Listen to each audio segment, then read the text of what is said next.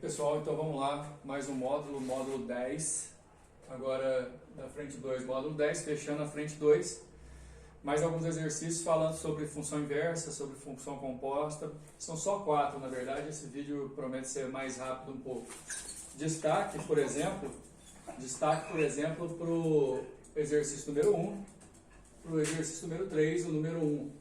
Bem interessante para a gente poder achar a função e partir para a função inversa dela, misturando um pouquinho de composta.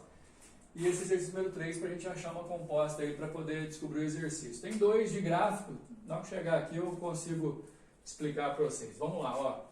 Exercício número 1 tem um gráfico, te dá 2 pontos de encontro desse gráfico, primeiro com o eixo Y aqui no 3, com o eixo X aqui no 2.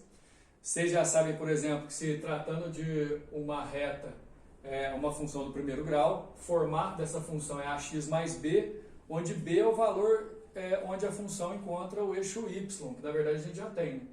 Só que vamos lá, vamos para a pergunta. Tem essa função f, o exercício dá uma segunda função aqui, ó, uma função g de x ao cubo mais x, e a pergunta é: quanto vale f a menos 1 de g de 1? Ou seja, uma composição entre a inversa da função que está no gráfico, e uma imagem do g de 1.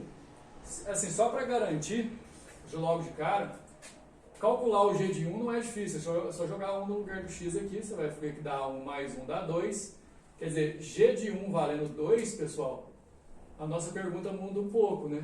Na verdade fica f a menos 1 de 2. Quanto será que vale f a menos 1 de 2? O resultado já está aqui do lado, mas não olha nele não. Vamos lá. Primeiro a gente tem que achar a função f a menos 1. Ou seja, achar a função inversa dessa função do gráfico. Minha proposta, já para até inclusive poder lembrar. Eu vou pegar essa função, vou conseguir achar a lei de definição dela. Olha só, eu consegui achar a lei de definição daqui. Já eu explico para vocês. E a partir dela eu achar a inversa.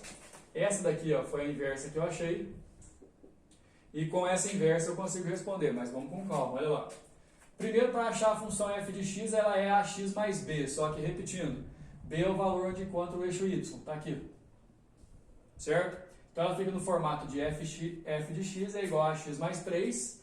E nesse ponto aqui eu tenho que o y vale 0 e o x vale 2. E aí, resolvendo essa parte, eu consigo achar o a da função.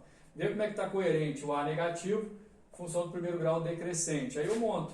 F de x é igual a menos a mais b, menos a não, né? Ax mais b, menos 3 meios é o a, x mais o b, que é 3. Essa daqui é a função f que o exercício podia ter muito bem me dado, mas como ele deu um gráfico e não deu a função, eu consegui achá-la. A questão agora é fazer todos aqueles trâmites para poder descobrir a função inversa. Vamos lá, ó. Trocando f de x por y. Onde é y eu coloco x, onde é x eu coloco y e tento fazer o isolamento desse y aqui, ó. Jogo ele para o primeiro membro, ele fica positivo, trago o x para cá, ele fica negativo. E olha só que eu fiz direto, ó. O 2 eu multipliquei lá, menos 2x mais 6, e o 3 que estava multiplicando eu passei dividindo. Achei a função inversa, pessoal. Essa função inversa, a partir de então, o exercício lá no começo ele queria que a gente calculasse f a menos 1 de g de 1, só que o g de 1 é 2, fica f a menos 1 de 2, é só substituir na inversa o x da inversa pelo 2. Resolvendo, 2/3, a resposta é a letra D. Certo? O exercício número 2, que é um exercício de gráfico, ou você pode usar o próprio desenho aí da questão, que é um quadriculado bem definido para você poder aproveitar, ou então basta você imaginar. Só que você tem que saber significado. A função que está aí no desenho de vocês é a função f de x. O exercício pede para que a gente resolva a equação, não necessariamente resolva, né? F de x mais 3 tem que ser igual a f de x mais 1, e ele quer saber quantas vezes que isso aqui acontece, ou seja, quantas vezes o gráfico dessa função toca o gráfico dessa outra, baseado obviamente na função f de x que ele deu. Agora vamos lá pelos significados. F de x é y, né, pessoal? E se eu somo 1 nesse y, quer dizer que em relação ao gráfico que vocês têm aí no exercício número 2, o gráfico que eu acabei de fazer aqui de vermelho, ó, tem o mesmo padrão, ele só foi erguido uma unidade para cima. é o f de x do 6, só que está uma unidade acima. Repara bem, essa pontinha que dá aqui no do 6, no gráfico do original do exercício, dá no 2. Como aumentou 1, foi para o 3. Esse Vzinho que forma aqui, você pode olhar, na original vem aqui no 0. Como aumentou 1, foi lá no 1. Beleza? Agora, repara na outra, f de x mais 3, ou seja, o 3 não está somando com o y do f de x, está somando com o x lá dentro.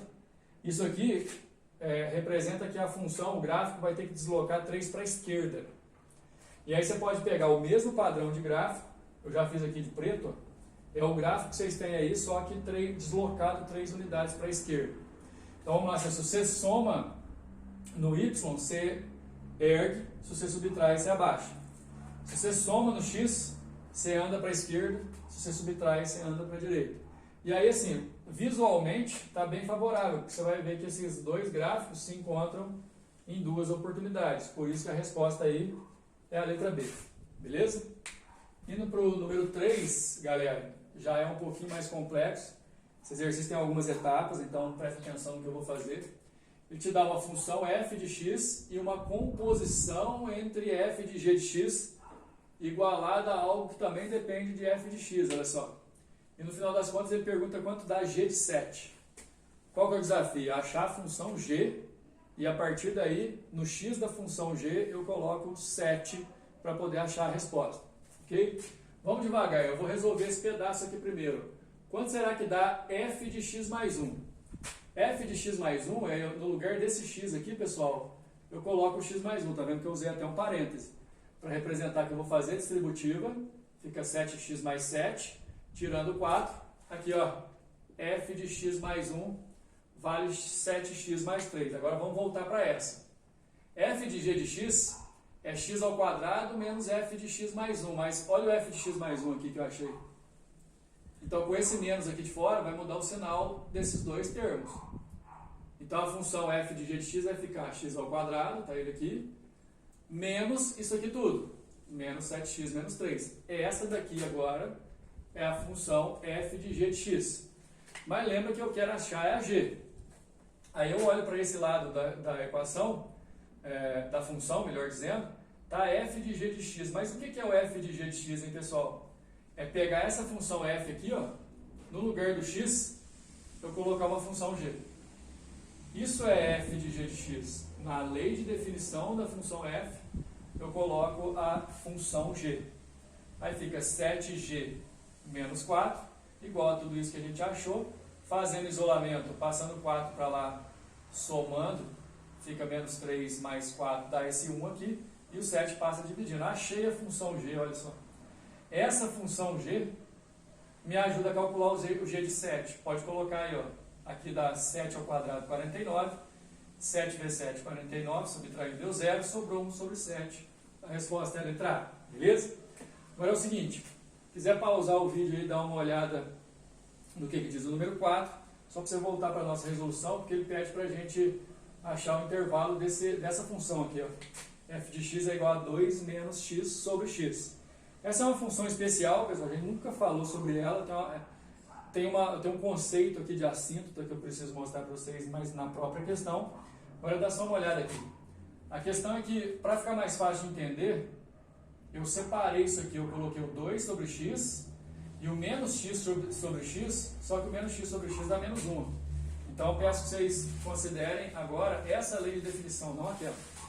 Agora, vocês vão concordar comigo que quanto maior for esse valor aqui, ó, do x, mais próximo de zero esse valor de fração vai estar. Se isso aqui é mais próximo do zero, mais próximo do menos 1 essa função vai estar. Mas isso aqui nunca vai dar zero. Isso quer dizer que nunca vai dar menos 1. Esse é o conceito de assíntota, pessoal. Desse valor de menos 1, você leva em consideração o valor de y valendo menos 1, ó, você traça uma referência. E o gráfico de fração desse jeito com o x no denominador é sempre o que a gente chama de hipérbole. E ele tem duas faces assim. Ó. Só que olha o principal, nunca vai pegar a linha que chega no menos 1. E assim, aí não ficou tão difícil para você, depois do gráfico pronto, para você achar que a resposta aí é a letra A, porque é a parte que está ligada, por exemplo, do menos 1,5 para trás, menos 1,5 para trás e do 0 para frente. Aqui. Menos 1,5 para trás e do 0 para cima. Essa é a imagem, resposta letra A. Beleza? Nos próximos vídeos a gente já inicia a frente 3. Qualquer dúvida é só chamar. Valeu!